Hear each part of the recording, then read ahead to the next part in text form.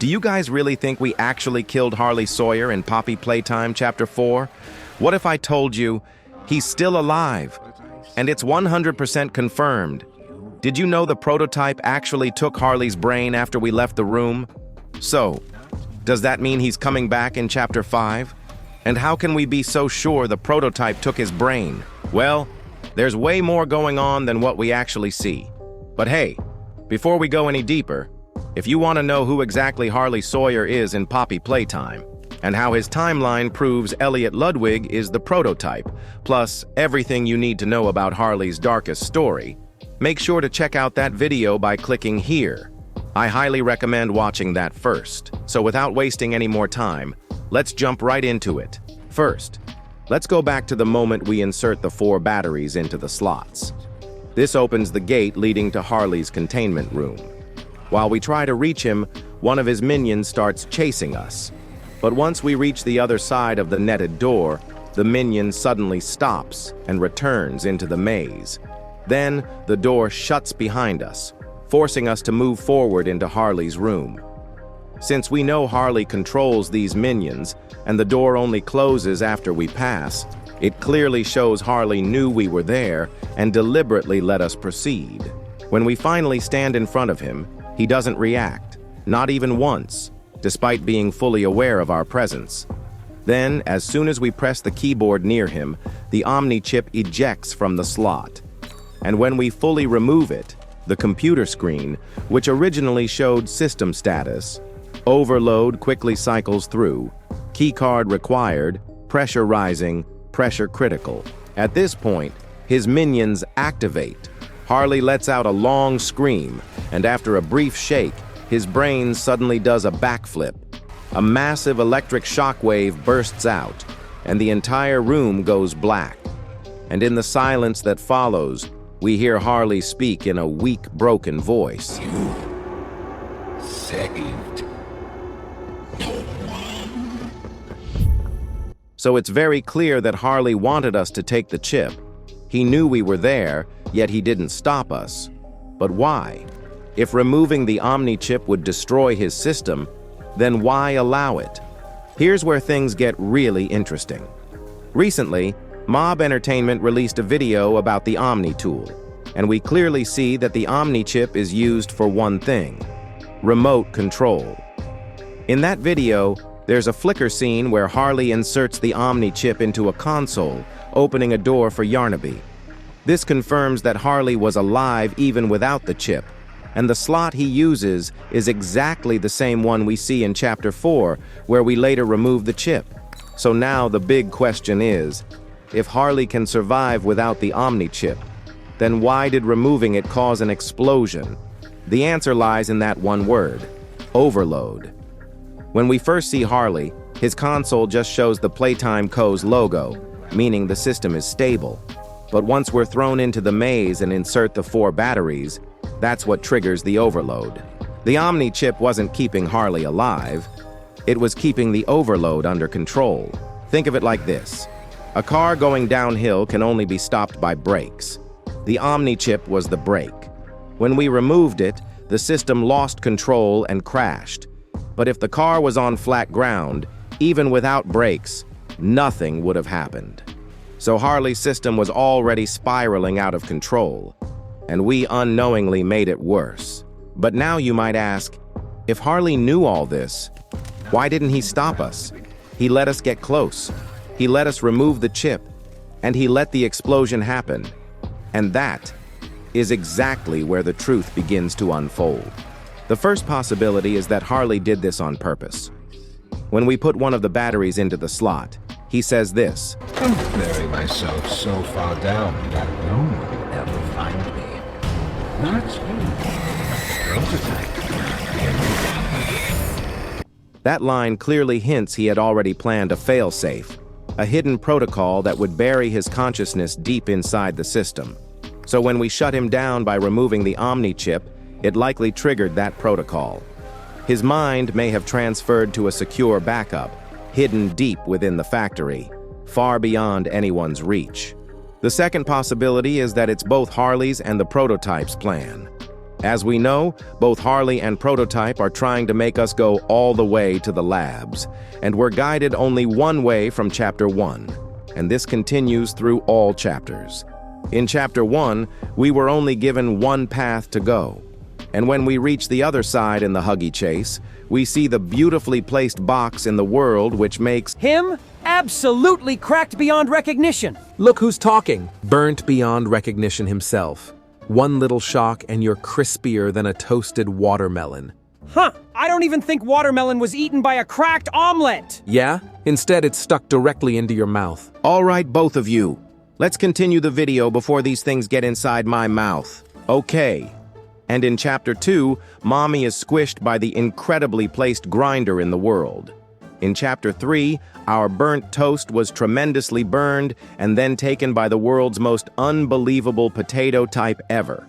And in Chapter 4, finally, our non-toasted omelet was fried like the world's best omelet by the most explosionary chain ever. So this means that Prototype and Harley are together eliminating others through us, and taking some experiments to make parts of the Prototype, as proven by Mommy Longlegs. Because when she dies, she says this. What have you done? You make me part of you! So it's likely they're making their experiments get killed by us, leading us only one way. And finally, we reach the labs. And you might say it was Poppy who made us go different ways, but don't forget, Ollie, who was the Prototype, was guiding Poppy the entire time. So in order for us to get deeper into the factory, which is clearly what Harley and the Prototype are planning, we need the Omni Hand. And to get the Omni Hand, we need the Omni Chip.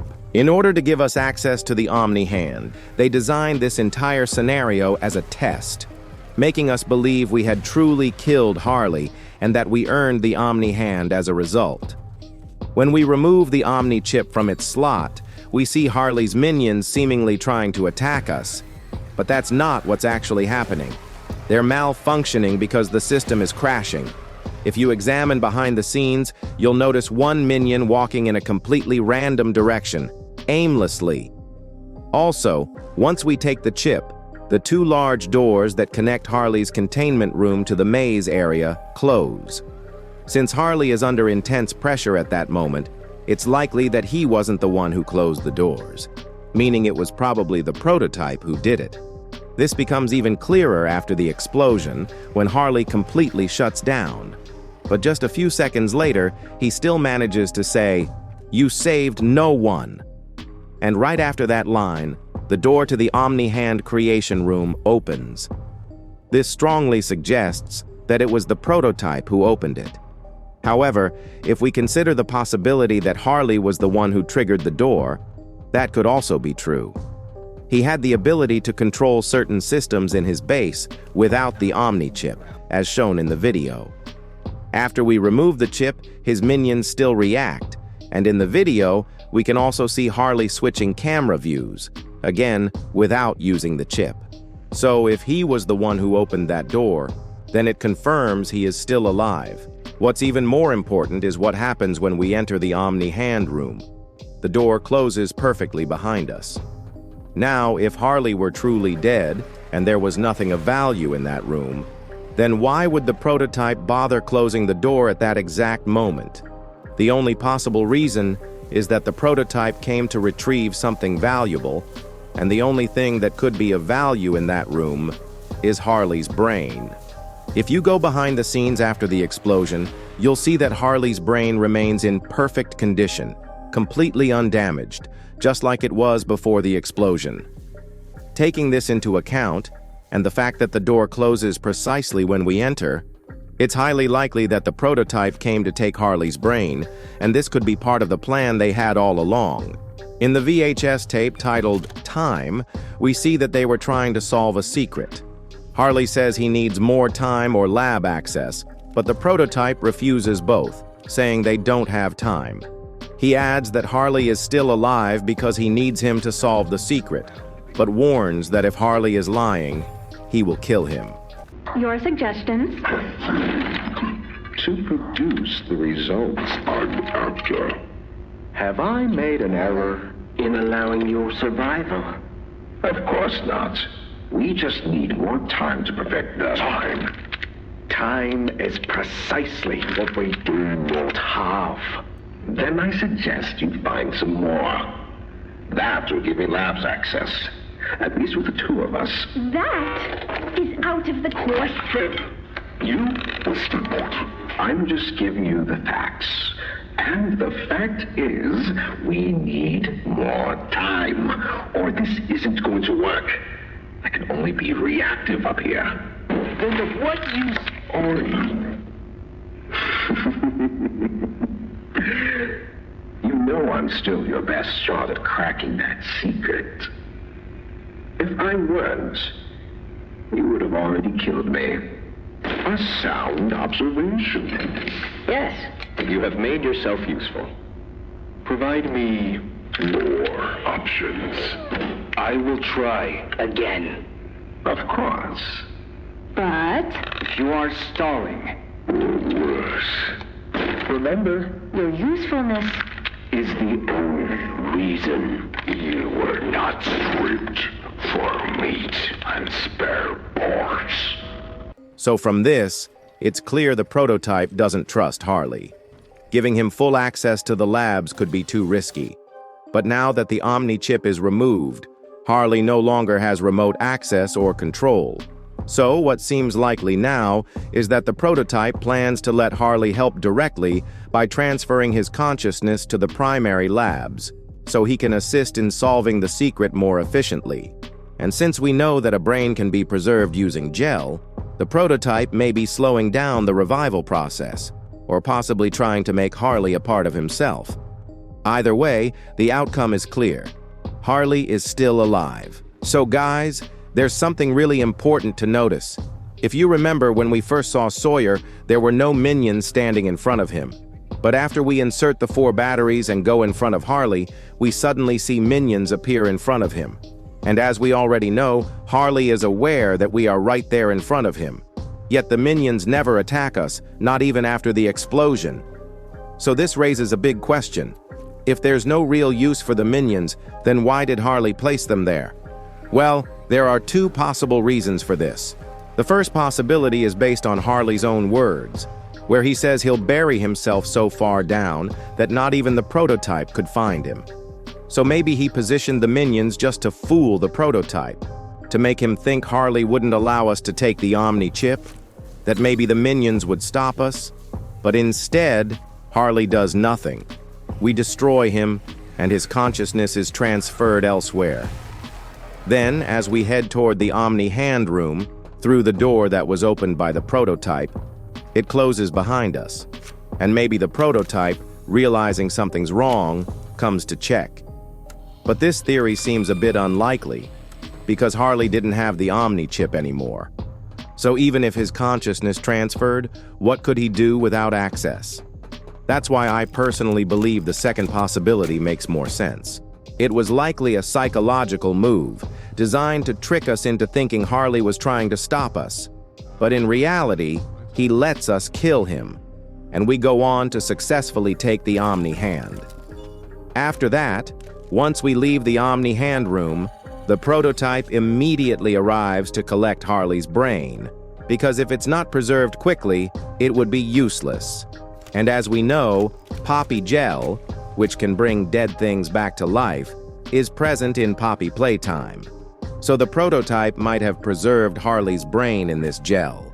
Also, after taking the Omni hand and riding the lift to the cable car, Ollie, who is the prototype, calls us and talks like he's really happy that Harley is dead.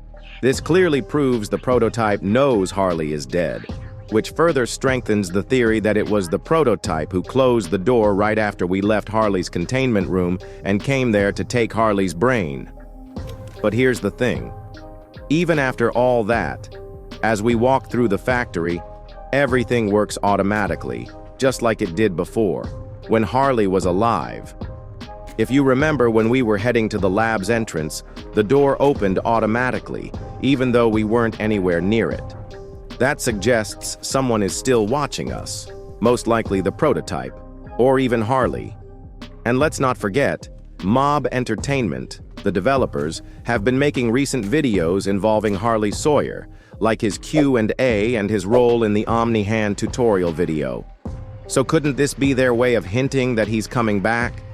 I mean, the prototype even managed to keep Huggy alive, even though Huggy didn't really have any use other than to attack us. So if Harley is this important to the prototype, wouldn't he definitely try to keep him alive? But now you might have doubts about those body parts we destroyed using high-voltage electricity, the ones stored in glass containers during Harley's tests. When we do that, Harley reacts with frustration.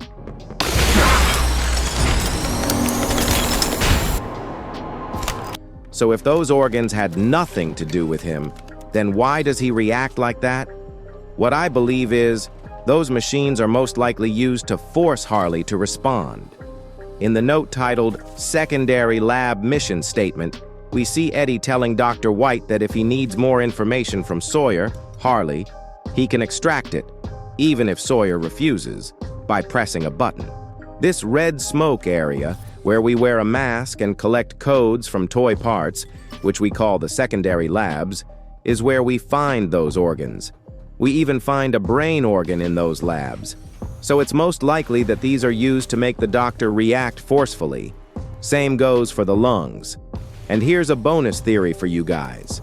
Since Harley is trying to eliminate this machine that forces him to react and also doesn't attack us when we're right in front of him, and says even the prototype couldn't find him, there's a very small possibility that he's hiding himself somewhere deep inside the factory, just like I explained earlier, because the prototype might have planned to eliminate him using us. And if we go even further, there's a tiny chance that in Chapter 5, Harley and the prototype might become enemies, and maybe, just maybe, the Doctor could even become our ally somehow, if this possibility turns out to be true. So if we look at everything, we can almost say for sure that Harley Sawyer is still alive. He exists in digital form, and the electric explosion might have only shut down his grid. There was no physical damage after the blast. And as we all know, programs don't die, we can just reboot them. So right after the door closed while we were inside the Omni Hand room, the prototype could have revived Harley right then and there. Or maybe took his brain, just like I said earlier. So I hope you enjoyed the video. Share this with your friends who still think Harley is dead. And don't forget to subscribe to the channel and hit that bell icon. See you in the next video.